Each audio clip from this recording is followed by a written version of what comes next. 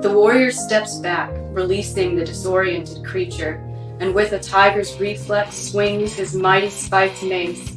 With crushing force, the mace collides with the monster's head, sending bits of skull and brains into the air like gruesome party favors.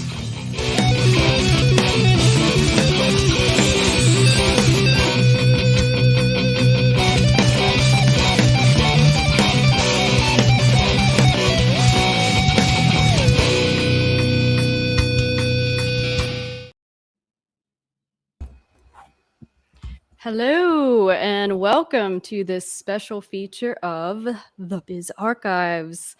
I'm Hiraeth, for those of you who don't already know that. I'm a singer-songwriter and the public representative for the White Art Collective, and I'm really excited to be hosting this tonight. I'd like to welcome my co-host, the award-winning filmmaker, Lord Wolfshield. Hey, thank How's you it so going? much. Oh, I'm doing awesome. Thank you so much for having me on the show, because this is like big, you know, this thing. I can feel it. Like So this is the big. beginning of something big. really, like, you know, this is going to be pretty epic. I can feel it. It's going places. For sure. So this evening, I will be speaking with Big Dave Martel, who is a prolific content creator, writer, and the editor-in-chief of the Biz Archives. We'll be talking about the first issue, and he was also the first guest on the ongoing wax series called Our Culture. And that premiered about a year and a half ago. And he taught me and Jeff Winston a little bit of throat singing. So we thought we'd show you guys a little clip of that real quick.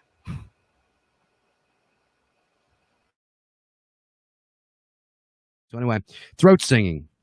This is how you do it.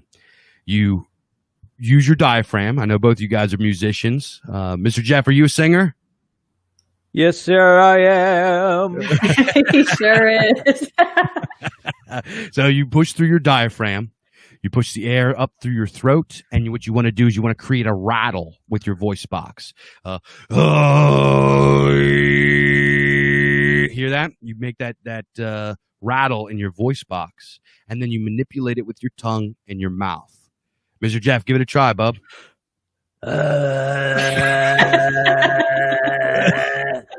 That's pretty close. Pretty close.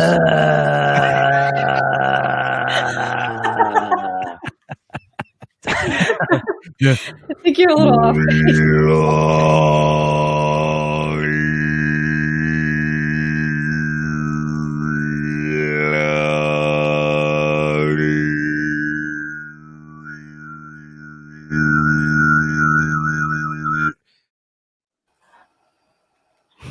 Wow. You know what that sounds like? That those alien ships from the War of the Worlds movie. You remember that? Yeah. Yeah, I guess I could definitely hear that. But without further ado, I want to welcome Dave Martel. So thanks for joining us. Hey, my pleasure. Thank you so much for having me. Yeah, so let's just go ahead and start at the beginning. Can you tell everyone about the Biz Archives, what it is, how it came about? Just have at it, you know? Sure. Well, it started out, I saw what you guys were doing over here, White Art Collective. I saw what Mr. Don was doing at Imperium Art, who, by the way, did the fantastic cover art for the Biz Archives. What an incredible artist, this guy. You know, because of his art, people can't even. This is on the shelves in their stores that the Biz Archives is on now. People can't even like walk past it without picking it up because it's just such beautiful art on the front. So shout out to Big Don. But I was inspired by what you guys were doing here, what Don was doing here, and what people were doing elsewhere, calling for art, having folks from our spheres come together and create art, whether it's music or movies or just like paintings or drawings or whatever. And elsewhere in the sphere, there's plenty of people publishing, right? We have so many great publishers writing books, writing stuff like that. And I looked around and I was like, I'm not really seeing any fiction. Is everything good over there? It looks like my connection's like getting a little weird. No, you're coming in loud and clear over here. Coming in good? Okay, cool. Yeah, you know, it seems like every other week there's like a new dissident, right? Like publishing company, but it's always just like like nonfiction and historical stuff and like Yeah. psychophobiology, and it's just like it's boring. Yeah, it's great though. It's cool stuff. It's wonderful. It's wonderful seeing our guys coming out there and using their brain meat and using all kinds of, getting out there in the intelligentsia and doing all that kind of stuff. But I was looking around and I'm like, where's all the fiction? I'm not seeing much fiction, and fiction is my favorite. Like I grew up loving Conan, Lord of the Rings, H.P. Lovecraft. I'm all into that kind of stuff. I've nerded out about that stuff since I was, for as long as I can remember. And I was like, I want to put my contribution into the kind of art awakening that's going on everywhere. And I was like, what can I do? What can I do? I have a tabletop game that I'm working on, which is it's still in the works. What else can I do that contributes to the art movement out there? I can't draw. If anybody sees me draw anything, it's pathetic. You'll never see me put anything like that out there. I can't. I like to play music, but unfortunately, I got all kinds of kids and stuff now. I don't really have time to play music. But I was like, let's get into some fiction. I was like, what kind of fiction do I like? I still love this Conan. I still love Lovecraft. I still love fantasy and science fiction and all of this kind of stuff. Huge fan of pulp fiction. So I was like, I'm going to put together a pulp fiction project. So I came up with the brand, the Bizarchives. I wanted to focus on the weird side of things because my favorite pulp magazine is Weird Tales magazine. I absolutely love that. That's where the aforementioned Lovecraft and Robert E. Howard came from, as well as guys like Clark Ashton Smith and so many other greats came out of that publication. So I wanted to recreate that feel, that dime novel, old school pulp fiction magazine type feel of weird fiction. Everything from dark fantasy to cosmic horror to science fiction, just like everything that's a little bit weird and offbeat. I wanted to do that, so we made the Bizarchives. I put up a post inviting authors to submit stories, and we started just doing short stories like the old school magazines used to do. And I figured it would be good for people because reading isn't really a pastime for folks much anymore. There's been multiple articles written about the death of the novel, right? They have trouble selling books that are over, I think it's over 200 something pages. They just don't sell. The novel is like long gone. And it's you can't blame folks because people are working all these crazy hours. There's so many other distractions in life. It's kind of hard to find time to just sit down and rip through an entire novel like that. So I was like, short stories are perfect. You don't have to commit to this big giant novel. You could pick this thing up. You can mow through one short story in an hour or so and put it down and pick it back up and get a whole new experience. And that's kind of where I went with it. So I put out a thing asking for authors that also like these genres that I like, being, fantasy, science fiction, and horror, cosmic horror more specifically. And I just got this flood of interest of guys coming in, like guys that are maybe just wrote their first story ever, guys that have been trying to stab into the industry for a long time and just couldn't because they're straight white males. And the entire industry of the arts period is completely controlled by gatekeeping vampire scumbags. We all know that. So I just put this thing together and it kind of fell into my lap and organically formed. And I got all of these really just brilliant, talented writers. I say that it says in the description that these are amateur authors, but I hate to call them that because some of these guys are writing stuff that's like better than you get in the mainstream. So we put this thing together, and I was like, we gotta put this out there. I need some great art, so I hit up Mr. Don Kent. I told him my wacky idea of what kind of art I wanted. He put something really beautiful together for it, and then it just came together. And we are looking at different printing options. We're in conversations with a few different independent printing houses, but Amazon was the best option to go with at first. So we put it up on Amazon when all was said and done. And let me tell you, the reception of this thing has been tremendous. I'm so unbelievably blessed. It's been far exceeded my expectations. Sales, I wanted to do I had a set amount that I wanted to sell in the between the release and Yule time, and we blew that out in 3 weeks. The average. Are you sorry? able to divulge how many copies you sold? Or We have just exceeded 150 copies sold in a month. nice. Nice, very nice.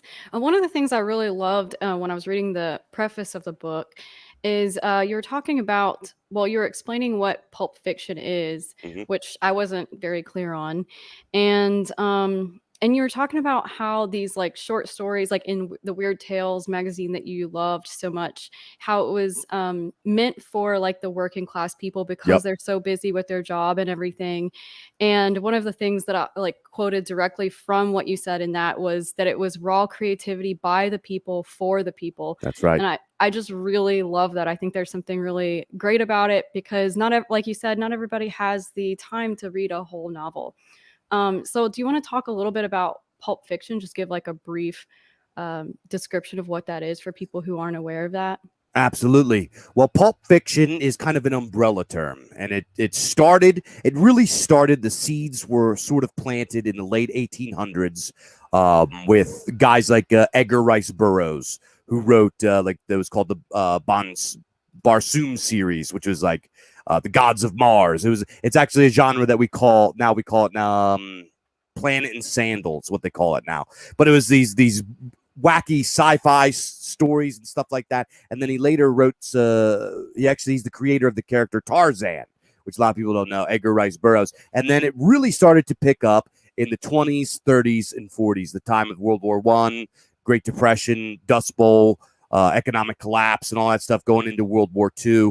And it's called pulp fiction because it was printed on pulp paper. And this paper was made out of pressed wood pulp, which was the excess leftovers from when they would make regular paper, printing paper. They would have a bunch of excess leftover pulp, and they would just press that into paper. And it was kind of like a really lousy version of what we would understand to be like newsprint today.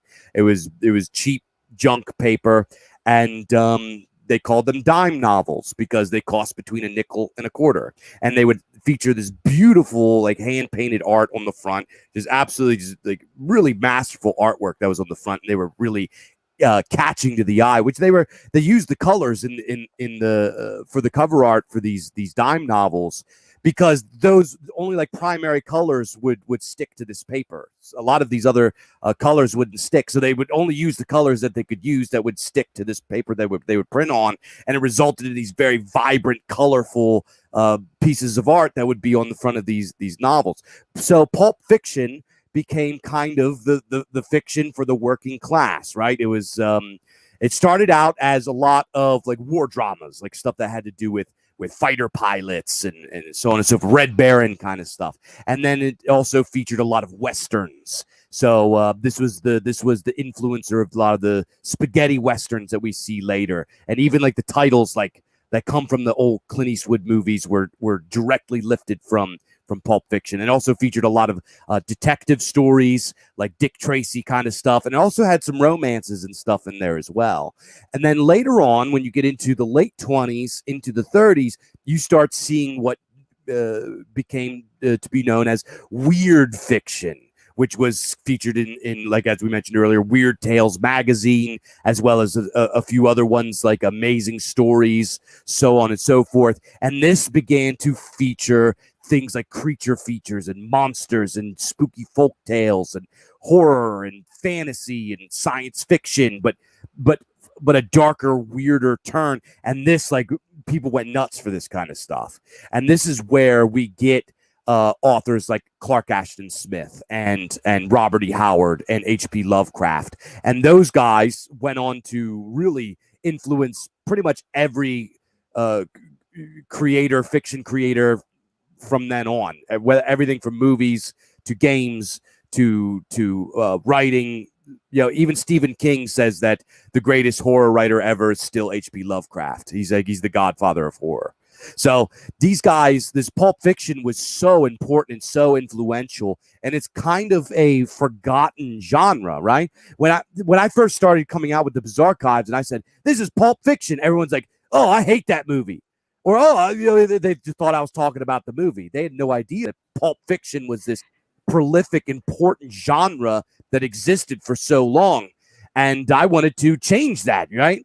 because Pulp Fiction was so important to us as American people, as blue collar working class American people. And it was also it wasn't just an American, it started in America, but it got picked up worldwide as well. It got picked up places like Australia, UK. It got huge, absolutely huge. All over the world it got picked up. So Pulp Fiction was beloved by the common people. And as you said, Miss Hiraeth, you in the preface I mentioned the sales in comparison, because we learn in school how like stuff like The Great Gatsby and Grapes of Wrath and Steinbeck and Hemingway and these guys, they are the greatest ever to live, and this was American classic literature and blah blah blah blah. When in reality, back in those days, the people weren't even reading that stuff. That was just a bunch of academics patting each other on the back, right? The people were reading dime novels. You know what I mean? They were reading dime novels. That's what they loved. And I mentioned in the preface, I talk about the book sales of The Great Gatsby. It was like from when it came out till like 12, 15 years later when Fitzgerald died, The Great Gatsby sold like 30,000 copies.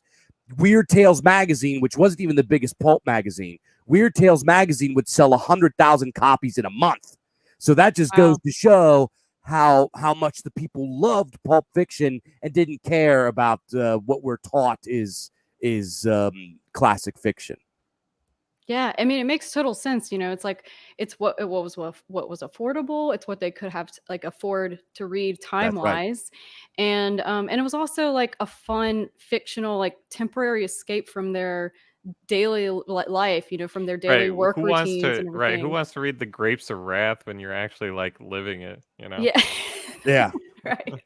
Exactly. So, yeah. I think it's great. It's time for a revival for sure, which is what you're here to talk about. So I'm really and we excited need this about infusion of just fun in our sphere. Exactly. Everybody's so dour all the time or whatever, and it's just it's fun. So, and I was speaking what you just about what you just said.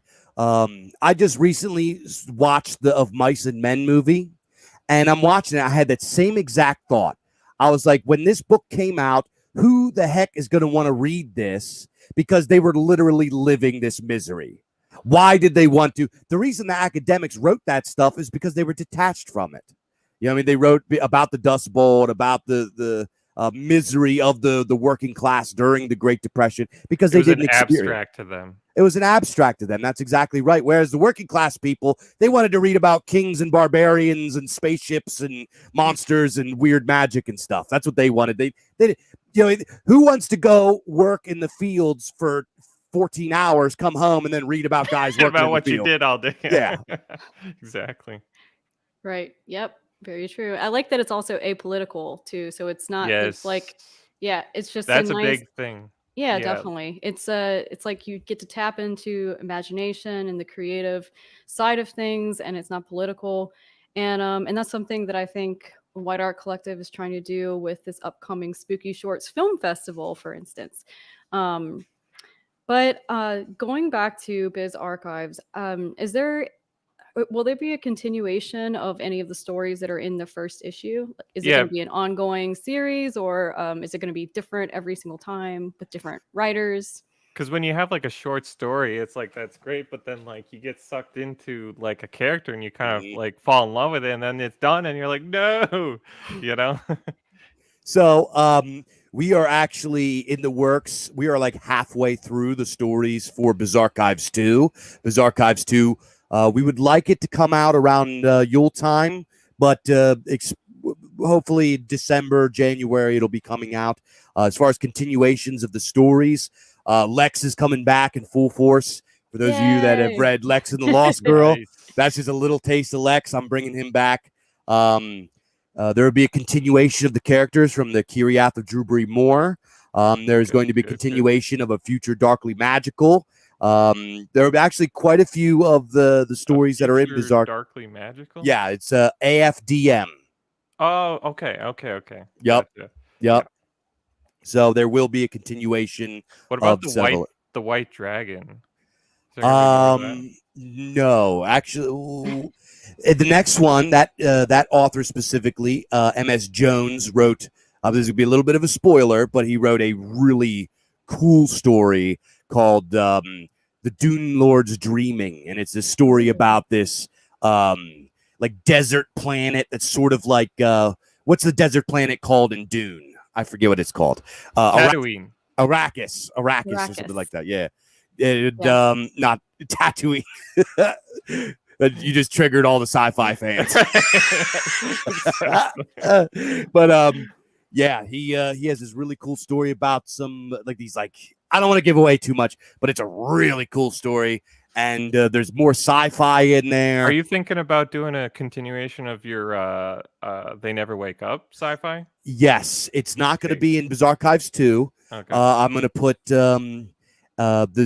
it's not a continuation of that, but it's set in that same world. Yeah, because I loved the world building of it, and I think there were some of these stories that had some was able to shove in some fantastic like world building within like 10 pages or whatever, and that was like one of the best ones that had that world building in it. Oh, I thank you. Well, I loved both of your short stories, Dave. Thank you. And for those of you who don't know or who saw the promo that we did for this, I was reading an excerpt from Lex and the Lost Girl, just so you know, and that was written by Dave, and it was really great. So I highly recommend you. It was so good that you spontaneously combusted, apparently.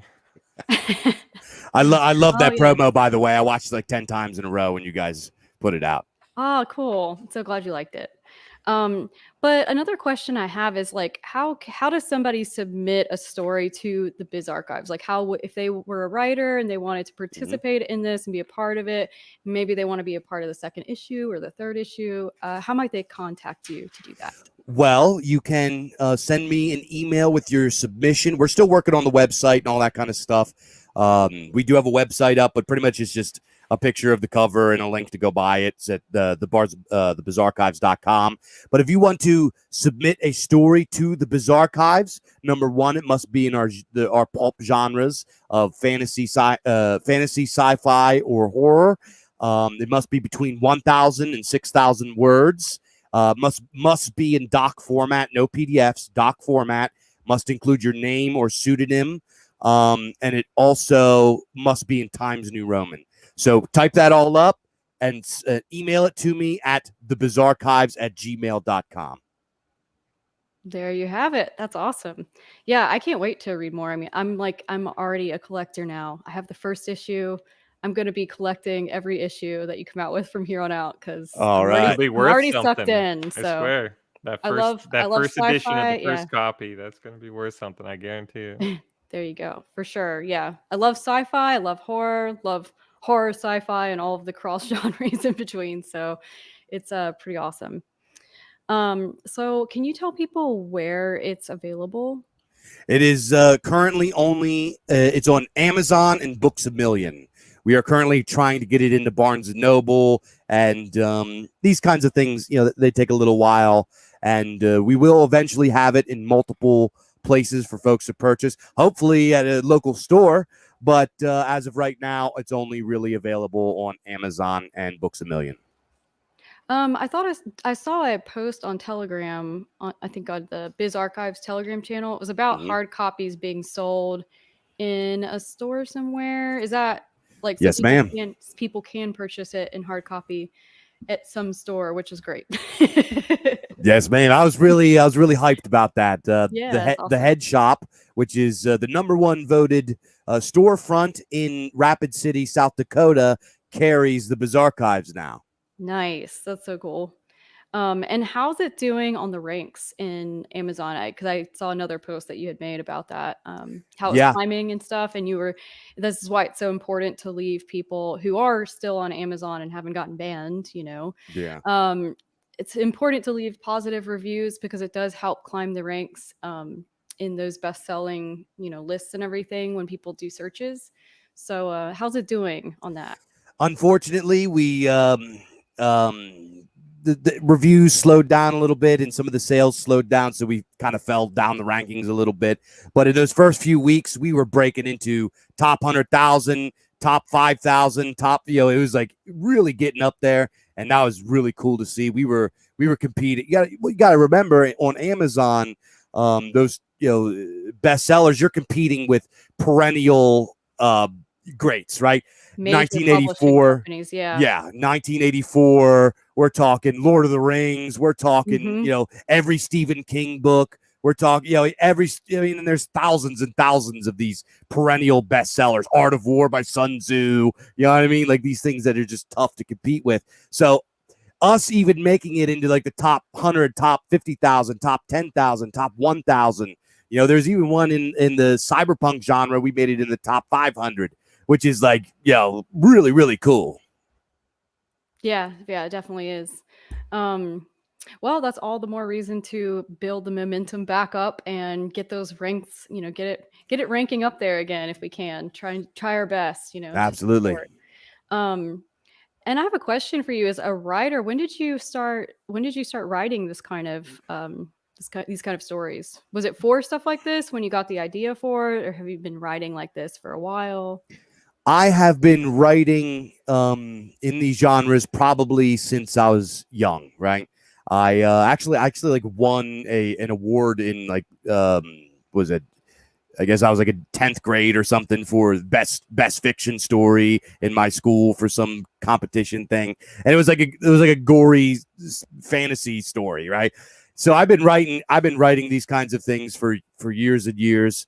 I've grew up playing tabletop games, and that requires a lot of storytelling and world building and writing. And I've just always loved it, and I've always done it, and I've always really wanted to do this. I've been published elsewhere, writing about other things, whether it be spiritual things or political things and this and that. But I've always had this itch in the back of my mind, like this.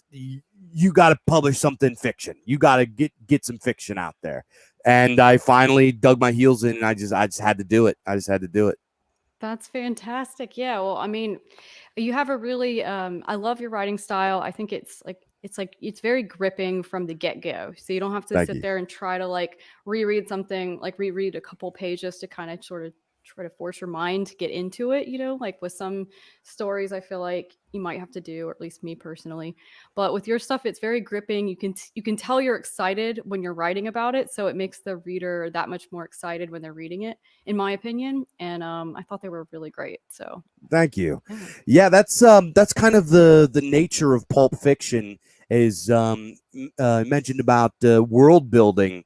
It is something that builds the world as it goes along. You have to writing a pulp short story isn't for everybody. There's certain people that they have trouble with it. They're more built for longer, more complex narratives and stuff like that. In a pulp short story, it starts right away with either very little composition in the beginning or none at all. I very rarely will put any. It'll just start with characters talking, or start with some kind of action, or you just throws you into it. Yeah, you're thrown into a world or a scene, and then you just kind of have to like roll with it and see what's going to happen. And then, yeah, pulp stories, they move quickly.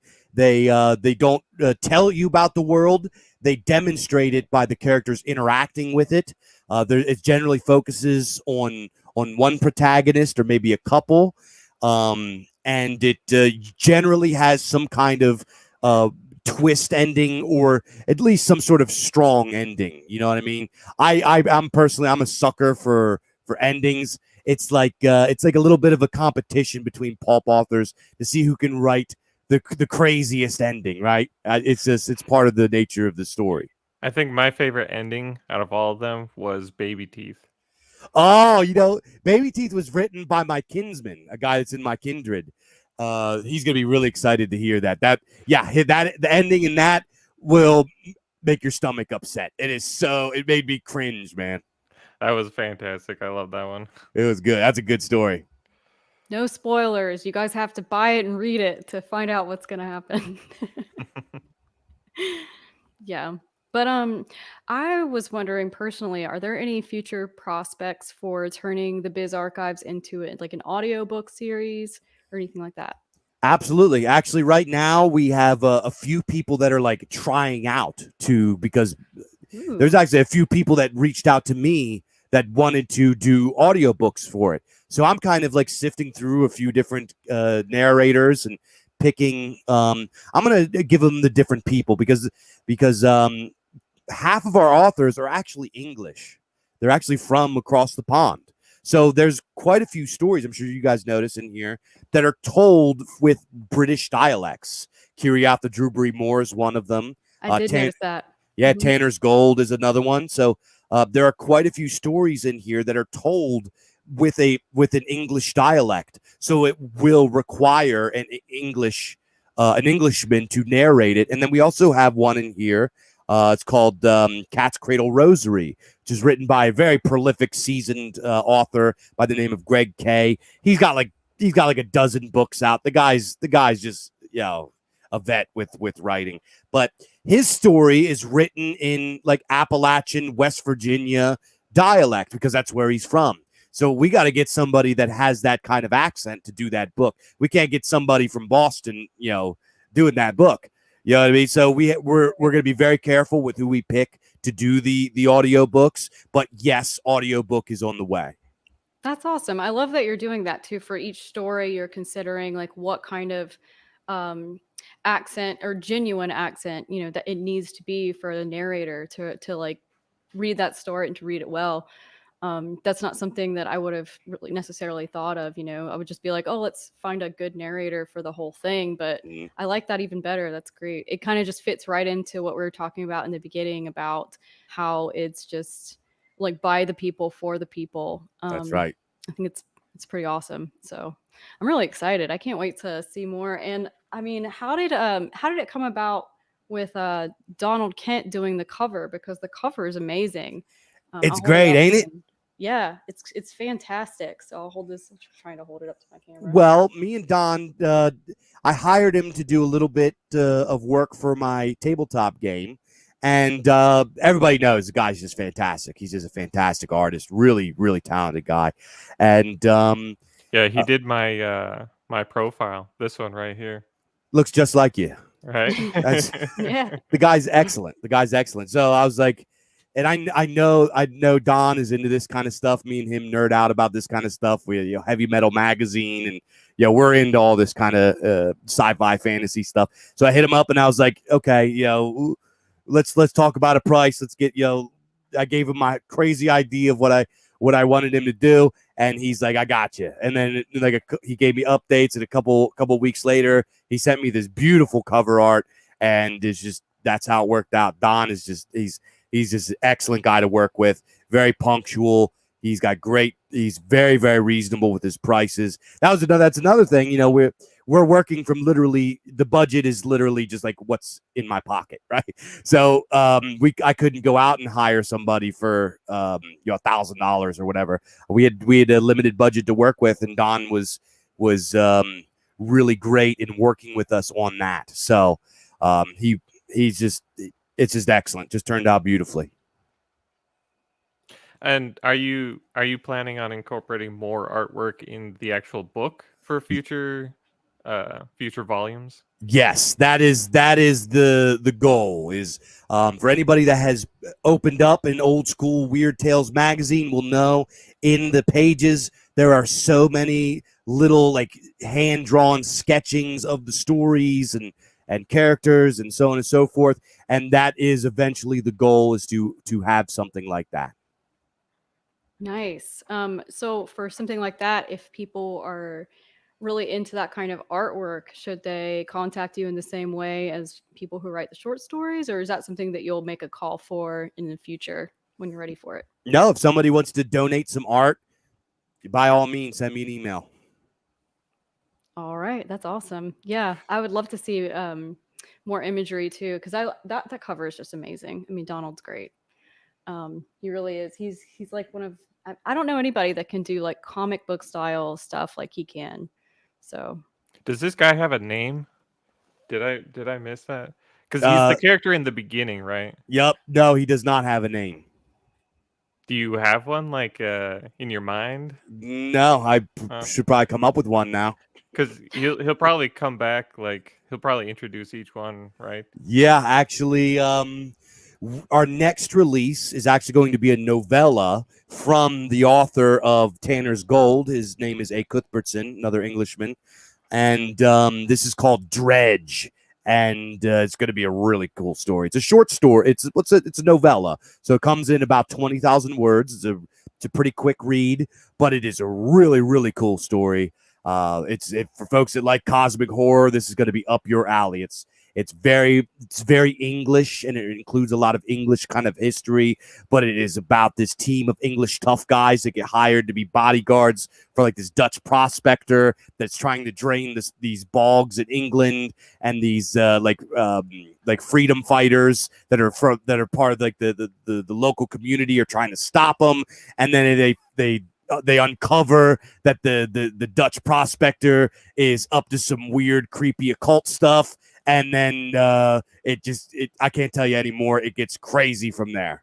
So, but anyway, the character that is featured in the welcome, the welcome preface, whatever you want to call it, the foreword, will be appearing in that and in every episode of the Biz Archives moving forward. Cool. Maybe it's good that he's nameless. It's like it adds a bit of mystery, you know? Yeah. I like that. So I have a question. Do you have like a plan or like a vision to move into film with under the Biz Archives umbrella type thing? Yeah, actually, we're sort of playing with the idea of doing a horror short. Oh, I think we lost you, Dave. Dave, are you there? I think we might have lost you for a minute there. He got sucked up by some cosmic horror creature.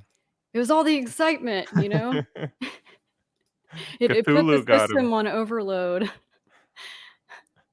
Well, hopefully Dave will be back soon. But I want to go ahead and just say, like, for anybody, you heard him, you can purchase a copy of the Biz Archives on Amazon, and if you do that, just make sure that you leave a positive review. I'm just going to stress that again because it really helps with the ratings, helps us climb the ratings, and we're going up against all of these major publishing companies, so that's really important to do that. Not just for the Biz Archives, but anybody in our sphere that is writing books or publishing books. And if they are still on Amazon, which not everyone is, but if they have the the luxury of still being on there, I guess, then definitely support them in that way as well. Mm-hmm. And you're actually just gonna genuinely like it, you know? Yeah, for like sure. It's just there's something for everybody in it. There really is. Because even if you're not like I love horror and I love sci-fi. I love horror / sci-fi. So Yeah, see, I'm more of the fantasy guy, so it's yeah, like and fantasy. I love fantasy too. So I love it all, but not everybody does. So like Lord Wolfshield said, even if you are not a big fantasy or sci-fi person, there's some good horror stuff in there. If you're not a big horror person, you'll find something in there that you will definitely like. So highly recommend it. Do you know how to add Dave back in if he hops on?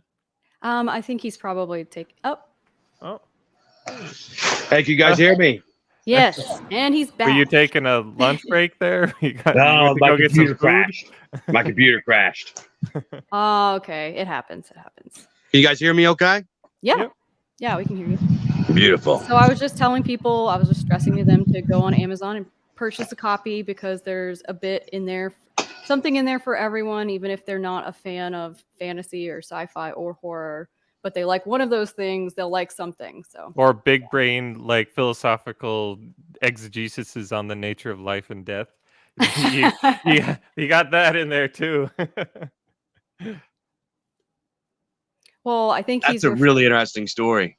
Yeah, it really is. And I could tell that Jim Bonner, he's a very thoughtful person, thoughtful writer, and he's definitely highly influenced by like the Greco-Roman era for mythology and stuff. And I can really appreciate the symbolism that he put in that. Even with the names and stuff, it's just really cool. So yeah. But so you were talking about the short films though? Yes, sir. How much of that did you catch before my computer froze? Not much. It was right towards the beginning. Yeah. Oh no. All right. Well, Yeah, we're talking about getting into some film and stuff like that, and we actually have a few screenplays and stuff written up, but we're not quite ready to pull the trigger on it. It's something that's we're bouncing around and kind of mapping out and getting ready to do at some point. Because I'm an award-winning filmmaker, as everybody knows, and I'm kind of an aspiring filmmaker. I'm trying to up my game, and I don't know if you want to get me involved with that somehow, or maybe I could collaborate with one of your writers to make something. Yeah, I would love to. Hit me up. Let's do it. Yeah, for sure. I got all these ideas. I got like this idea that I'm working on. It's called Once Upon a Time in Minnesota, and it's like a mixture of the movie like Fargo with like The Evil Dead. That sounds awesome. Yeah, I got so many ideas, but I need like good writers, and I don't know. Be cool to hook up with one of those writers. Yeah, well, we got plenty of writers. And we have plenty of musicians, and we have some artists too. So we should definitely cross-pollinate here. So we've got people, you've got people. Let's make some magic together. Let's do it. Let's start Actually, I love that. Let's start brainstorming on that. Yes, sounds amazing. Somebody was saying, how do I get a signed copy of the book? That's something I would really like also. I could do a signed copy. It's not something that I was really set up for, but if somebody really wants a signed copy, I could do a few of them. Yeah, you could like sell it for like extra. You sell it for like, I don't know, $30-$40 or whatever on your site or whatever. Sure, we could do that. Yeah, I'd love to get one of those. So is it cool if I ask you guys a question? No. We're the interviewers here, man. Of course. You're stepping on our toes. No, I'm just kidding. Okay, go on. So you guys both read Bizarchives, or at least a portion of it. What were your favorite stories in there? Okay, I did a top 5 list. I ranked them because I love lists. And I love ranking things. It's just part of my autism. So, number 5 was the Hiraeth of Drewbury Moor. Yeah, the Hiraeth of Drewbury Moor. What you said, yeah, that one. So, number 4, Baby Teeth. Really loved that one. It was super simple but really effective. Number 3, They Never Woke Up. Thought the world building in that was just fantastic, and it had a nice twist also. Number 2 would be The White Dragon. Mm-hmm. Really loved the world building in that one. I'm kind of disappointed there's not going to be more of that. But number 1 was Atlas Falling. That one was like went to another level for me. That was like I was like so sucked into it, and I like read it so fast because it just the writing style, like the mystery of like the troll and like the characters and everything. Like I really want. Does this guy who wrote Atlas Falling, is he got anything coming up also? Yep, he's got another story in for Bizarchives too. It's called To Play a Hero, I believe it's called, but it's another story in that bay. People are really gonna like it. Mm-hmm. And I would say I did my top 5, but number 6 would have been the Lex and the Lost Girl. Yeah, exactly. I really like that one also. Just if nothing else, for the fact that like it was about a dude saving a girl. Like that's been like, so that trope has been completely excised from like Hollywood completely.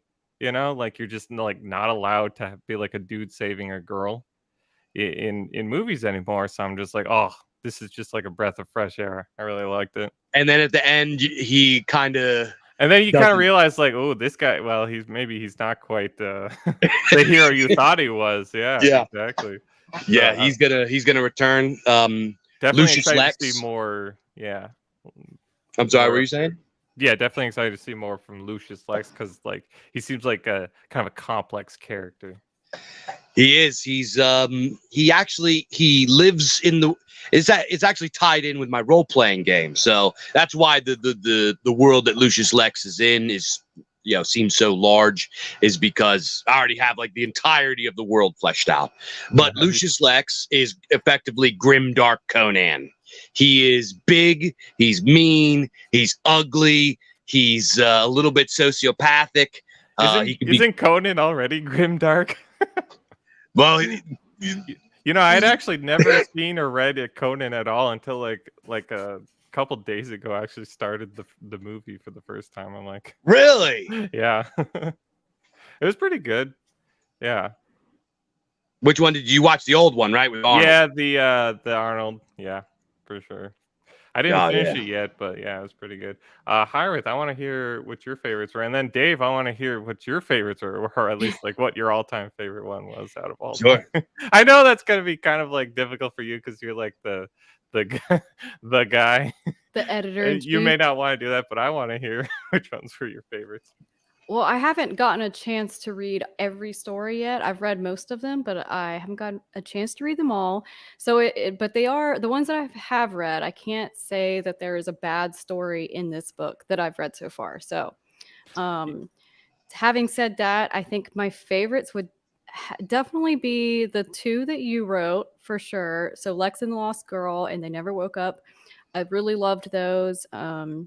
I just felt like they were really engaging right from the get-go, which I can totally appreciate because I don't have the best attention span.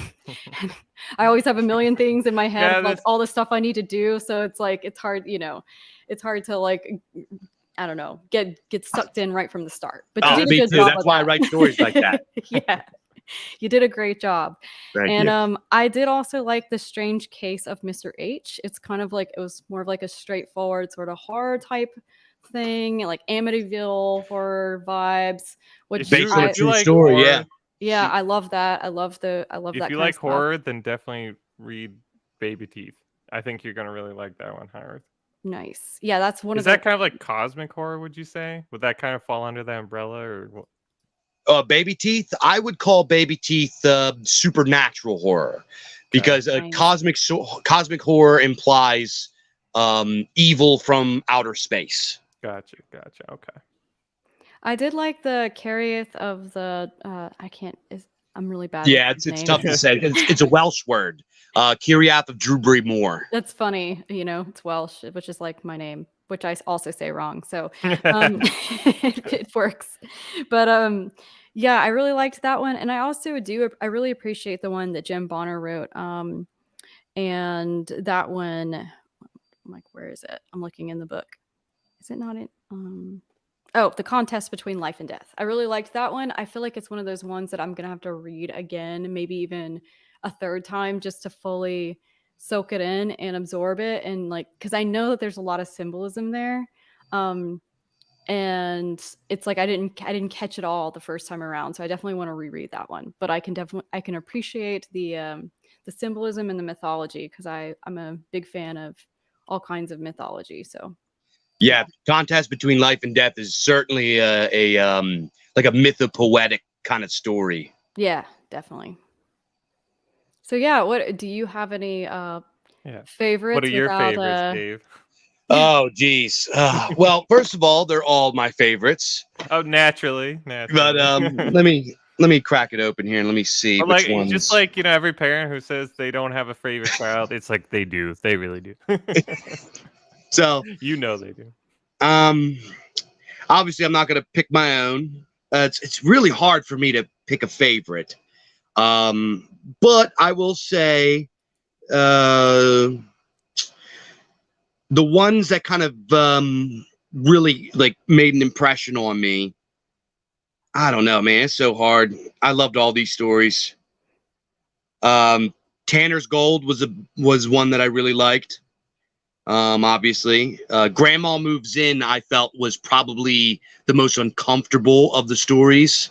I even thought it was a little bit spookier than Baby Teeth, because it implies like a future of like hyper capitalism that nobody would have even thought of. Like that's like a future where technology is used in a really, really gross way, but not like it's not like vulgar or pornographic, but the way that it's pretty jarring where that story goes. I'm gonna like end up going through all these stories. I really love it. I thought Red Ivy was very beautifully written. I really liked the way that one was written. Obviously, Hiraeth and Lord Wolfshield is a great story. They're all great. It's hard for me to pick, man. This is tough. You guys put me on the spot with this. Yeah, these are hard journalism here. Yeah, it's White Dragon, obviously, Atlas Folly. Yeah, I just love all these. AFDM is a great, like I thought AFDM was okay. Really unique in that it's like I would classify this as mage punk. Okay. It's like a cyberpunk mixed with like magic, sci-fantasy. So I thought that was pretty cool. To kind of explain the world building in that one, because I was extremely confused. Like, so it's set in the world 2012. It's in the year 2012, but but Trump is president, but his name is Drumpf. But it's super futuristic. I was kind of confused about the world building there. Yeah, it's a little wacky. But it's a lot of times it's like an alternative history, kind of like a revision history, kind of sort of like what Conan does, in that he talks about this ancient world that really never existed. So it's like some shots. There's like a little bit of political undertones in there. So it's a unique kind of setting. What's really unique about this story is kind of the mashup of you have magic in there, but you also have like ship battles and stuff like that. And one thing that I liked about AFD, the two stories that I think that do a really good job at this, AFDM and A Shot at Redemption, these two guys do something that really good sci-fi writers do, and that is their command of fictional tech jargon, right? They have these completely made up model numbers and names of technology that doesn't exist, and it's technobabble. I think technobabble that is believable, right? So that is kind of what makes a sci-fi writer that has this level of technology really good, because they have this command of fictional tech jargon that still sounds like it's real stuff, but it's completely made up. Very cool, very cool. And there are some people asking in the chat, if you could just reiterate where people can find it. I know that we've said several times that it's on Amazon, but is it anywhere else online besides Amazon that they can purchase it? It is available on Books A Million. So if folks want to go over there to the Books A Million website, but it is mainly available on Amazon. Sounds good.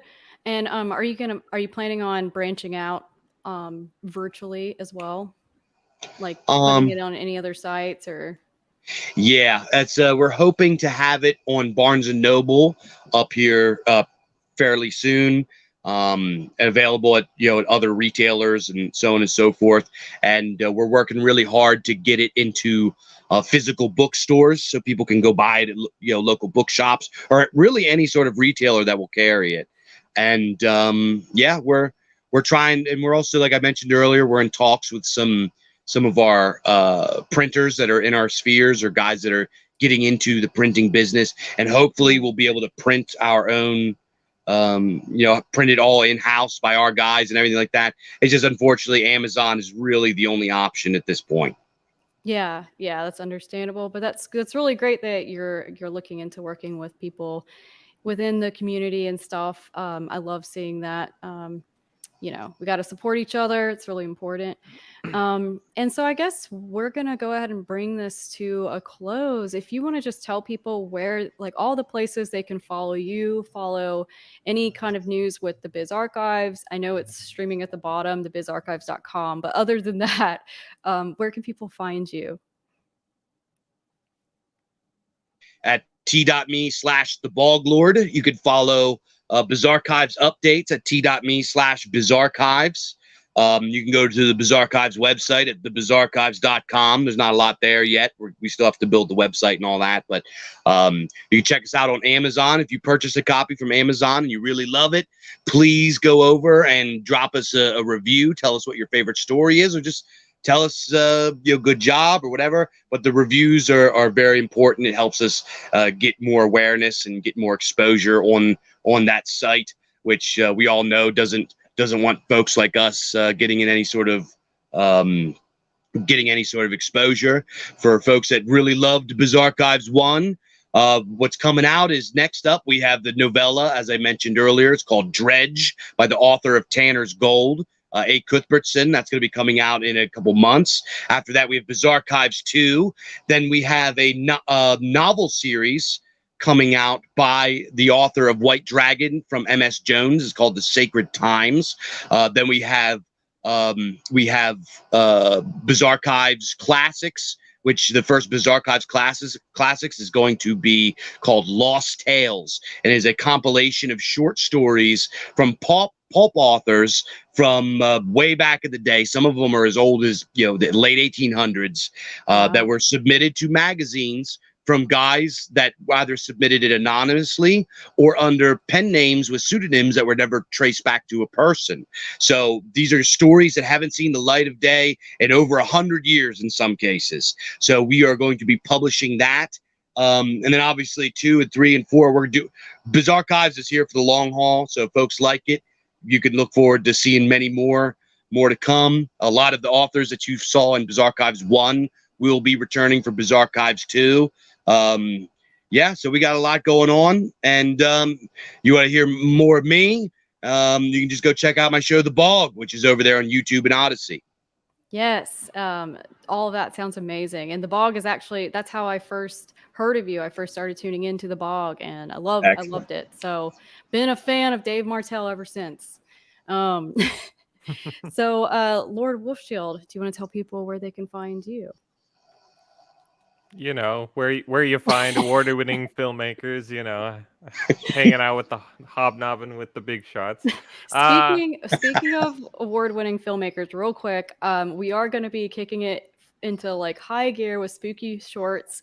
It's a film festival that White Art Collective does every year, and people can start working on their films and everything, and it's going to be they'll submit them in October towards Halloween, and there'll be cash prizes and stuff like that, and that's how you can get the title of an award-winning filmmaker. But anyways, sorry, I didn't mean to interrupt you. Yeah, you can find me on Twitter or whatever. I just want to reiterate how I think this is like one of the most important projects to be coming out of our whatever you want to call this sphere thing. I think a lot of times artists in our sphere, they get kind of stuck in this mindset of like, how is my art gonna like save the white race, or whatever. And to a certain degree, I kind of feel like that's kind of the death of creativity. But I think like with this, you're starting to rekindle just a passion for creativity and fun. And, I think this is super important to start working that muscle, in our sphere. So, and I just think that this is it's going to go places. I just know it is. Wonderful. I agree. It's time for a revival of this sort of thing. It's super exciting. It is fun. Everything that Lord Wolfshield just said, I second that. And I want to thank everybody for tuning in tonight. Thank you so much for joining us. If you're interested, definitely go. Like I'm going to say this again and again. Go to Amazon, buy the Biz Archives. You won't be disappointed. Leave a positive review. It's really great stuff, and it's something that we should all be supporting, in my opinion. And thank you. This has been such a blast. Thank you, Dave, for joining us for this. My pleasure. Thank you guys so much. Yeah. Hope everybody has a good night. Peace out.